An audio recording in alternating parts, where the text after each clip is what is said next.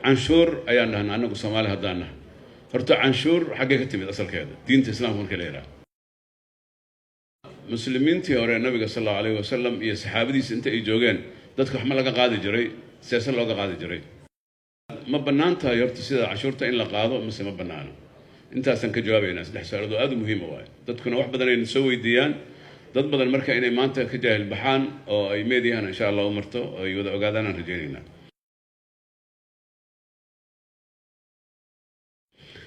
inta ka bacdi waxaan jeclaa kelimadaydu saddex qaybood inay kaliya ay ku sinaato iyo kooban. qaybta koobaad waxa waaye diinteena islaamka waad ogtihiin oo koonkaana loogu talagalay in lagu maareeyo oo lagu tandiimiyo oo dadka ay gaarsiiso sacaado adduunyo iyo mid aakhiro. dadku uma noola muslimiinta ah inay adduunyadan kaliya ay cayshaan kadibna iska macno la'aan u baxayaan.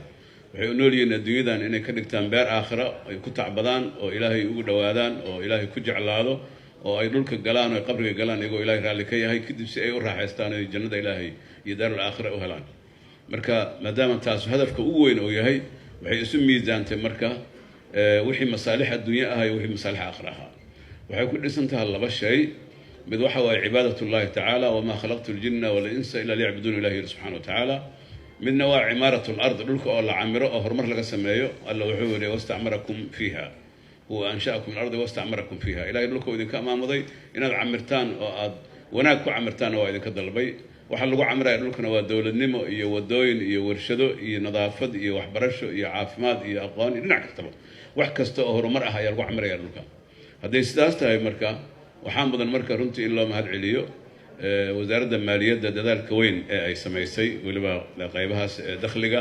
soo xareeyay oo ustaad Jacfar iyo ustaad Saabay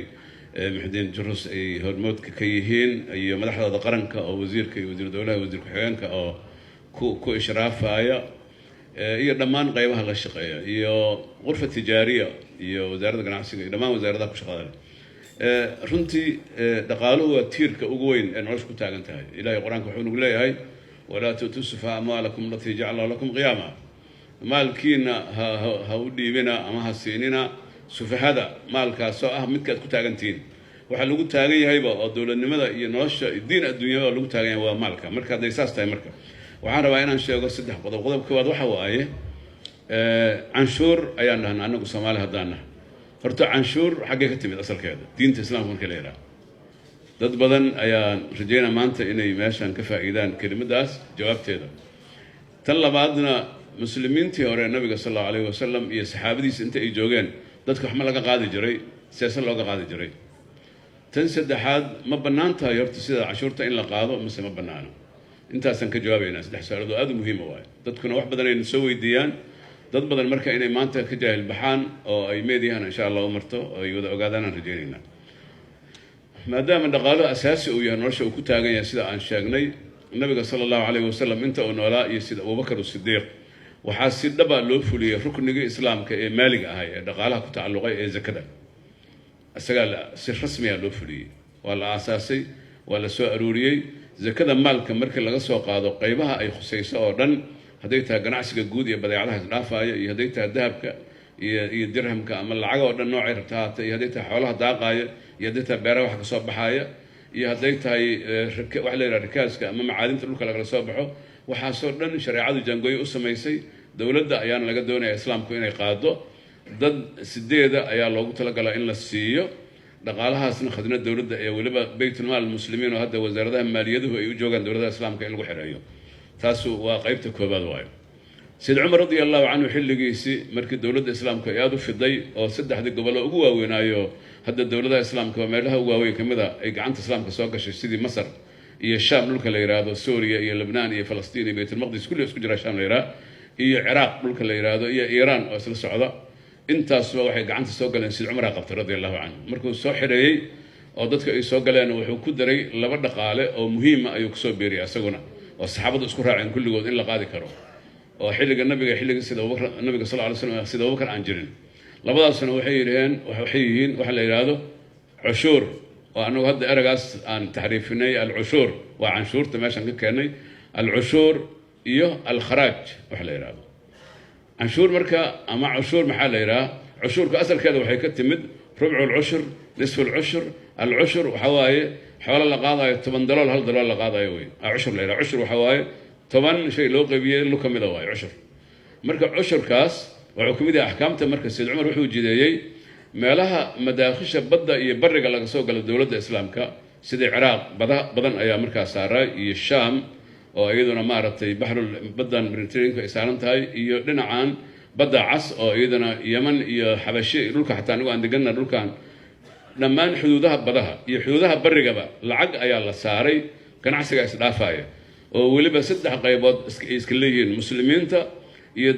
dawladaha aan muslimiinta ahayn oo heshiiska lagu jiro gaalada ah iyo kuwa dagaalka kala dhaxeeya muslimiinta saddexdaba ganacsiga oo bana looga dhigay laakiin canshuura la saaray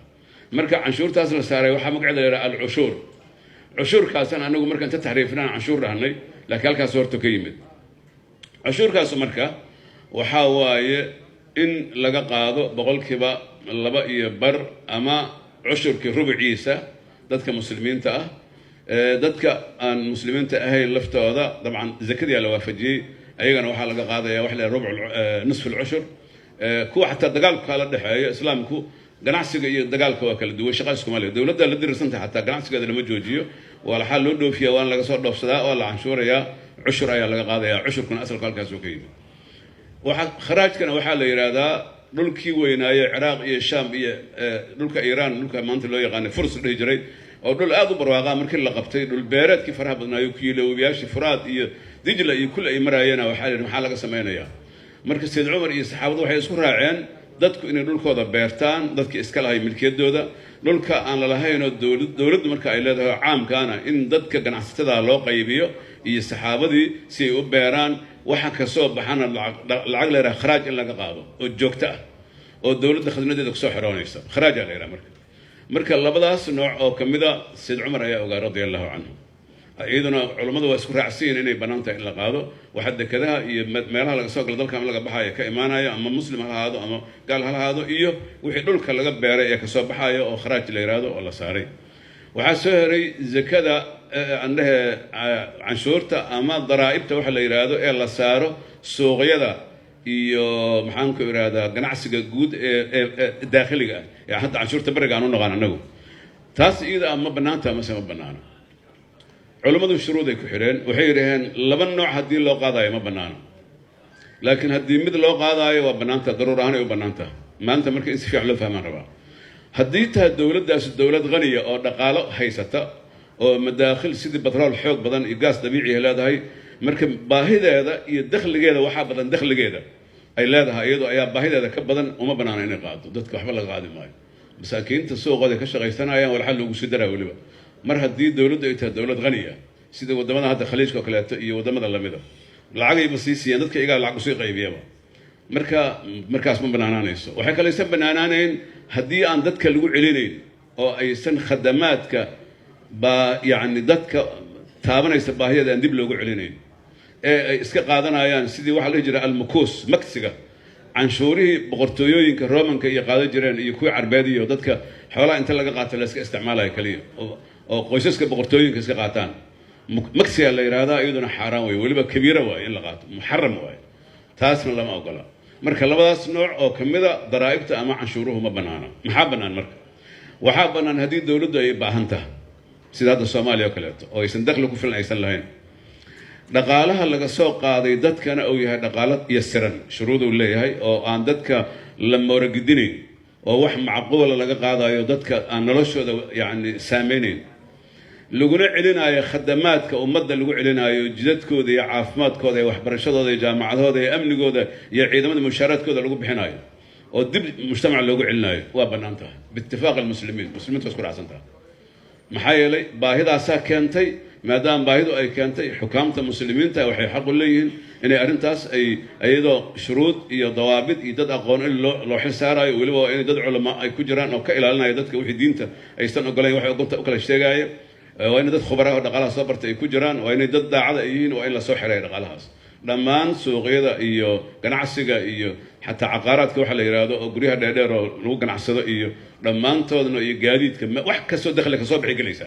wax kasta haba yaraatay dakhli ka soo baxo shuruudeeda waxaa ka mid ah inay yastiranta oo dadka aan lagu dhimin waxaa ka mid ah in la xifdiyo dadkana dib loogu celiyo waxaa ka mid ah dowladdu inay baahi u qabto arrintaas waxaa ka mid ah sidoo kaleeto in ganacsiga la fududeeyo oo aan ra'sumaalka laga qaadin ee laga qaadayo wixii ka soo baxay dadka waxa uu soo baxay dadka in laga qaado la rabaa lacagtu aysan noqon in ra'sumaalka qofka uu hayo hadba wax laga qaadayo waxaa waajib ah